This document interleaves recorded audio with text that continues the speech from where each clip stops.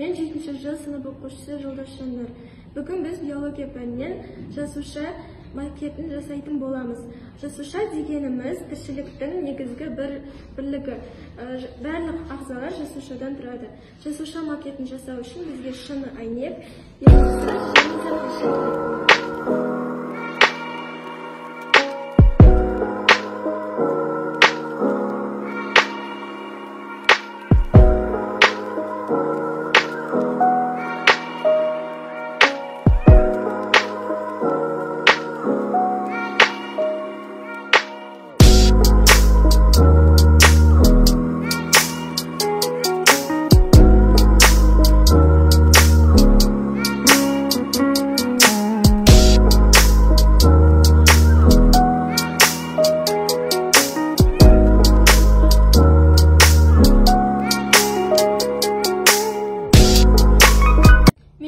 жасушасы құрылысының макетін жасап болдым.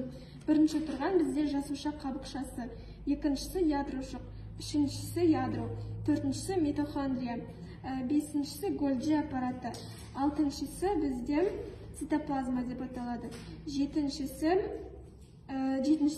эндоплазмалық тор, және сегізіншісі бізде рибосома деп аталады, тоғызыншысы лизосома, 10-шісі вакуоль, 11-шісі бізде центриол деп аталады.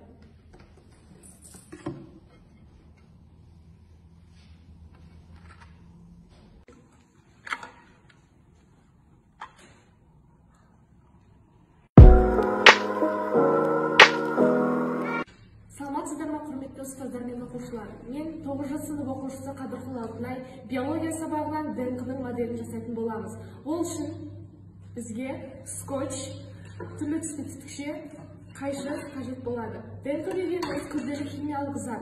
Ол тұқым қуалаушылыққа қатысады.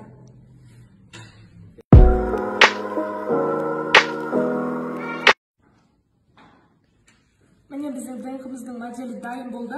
ДНК-ның құрылысы осылайша спираль тәріздес болады.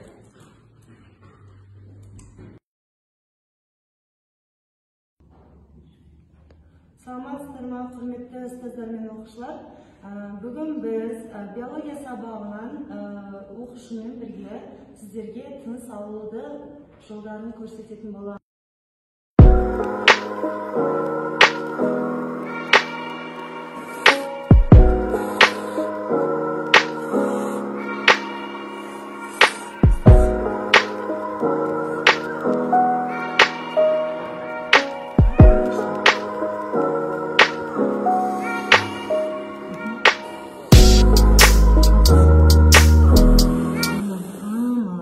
Көрдің бе, тағыда.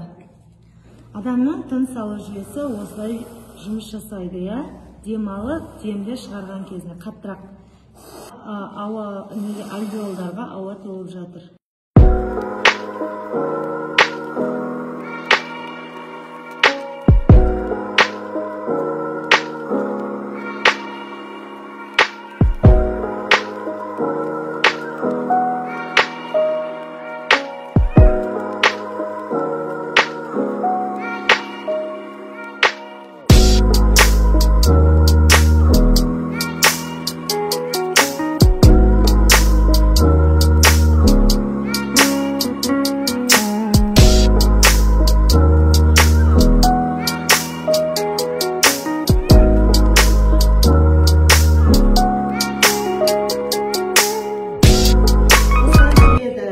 Адамдар дем алып және дем шығарған уақытта өкпе босаңсып, қайтып жиырылып тұрады. Аружан, түсінікті ғой, Түсінікті. Бүгінгі біздің тәжірибемізде зерттелген тыныс алу жолдары және тыныс алу мүшесі біз бұл жерде қойдың өкпесін қолданған болады.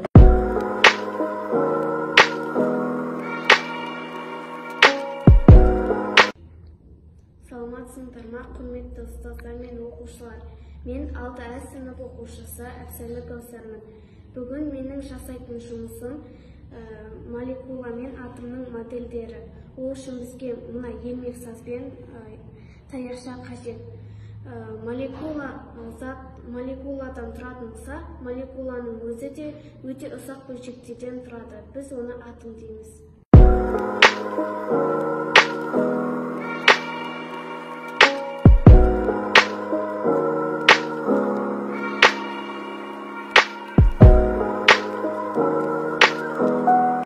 Жұмысымыз аяқталды. Бұл су молекуласының моделі. Мынау екеуі сутек атомы, ал мына біреуі оттек атомы, ал мына екеуі электрон. Келесі жасайтын жұмысымыз күн жүйесі. Күн жүйесі ол күннен және де оны айнала қоршап жүрген 8 планетадан тұрады. Ол 8 планеталар Меркурий, Шолпан, Жер, Марс, Юпитер, Сатурн, Уран және де Нептун. Күн жүйесін жасауға бізге қажетті қара парақ және де ермексас.